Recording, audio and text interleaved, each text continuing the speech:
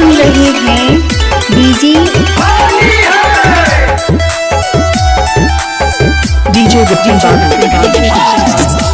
DJ Abhishek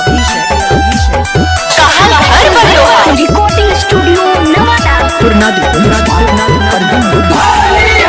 होलिया में चोलिया देखाई के गे छाउरी चल नहीं ओढ़ानी उतार। अच्छा होलिया में चोलिया देखाई के गे छाउरी चल नहीं ओढ़ानी उतार। डाली है गे छाउरी चौधारी माझी भूमिहार। अरे होई ना बरदास जाबू डाली है गे छाउरी चौधारी माझी भूमिहार। होलिया में चोलिया देखाई के गे छाउरी चल नहीं ओढ़ानी उतार। डाली है गे छाउरी चौधारी माझी भूमिहार। डाली है गे छाउरी चौधारी माझी भूमिहार।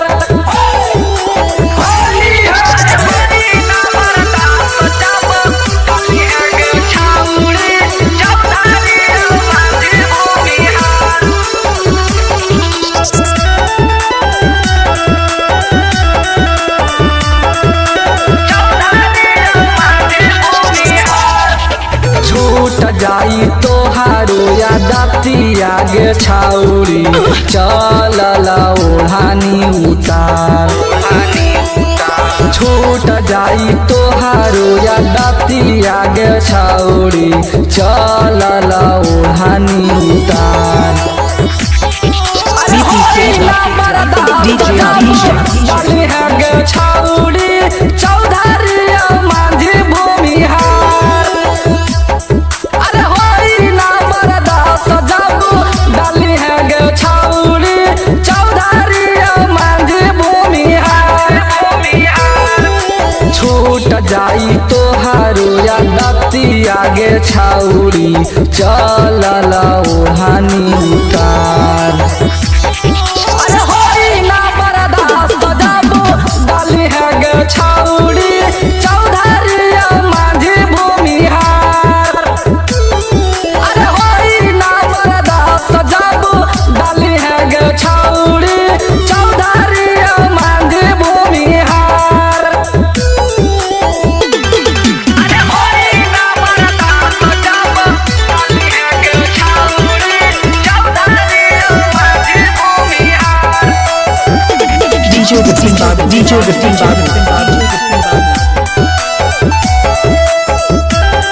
डीजे अभिषेक डाली है लाल रंगवा सोना गे छाउरी आहिरा के हाखी तो जान। चौधरी जी डाली है लाल रंगवा सोना गे छाउरी आहिरा के हाखी तो जान। अच्छा अरे होई ना बरदास जाबू डाली है गे छाउरी चौधारी माझी भूमिहार।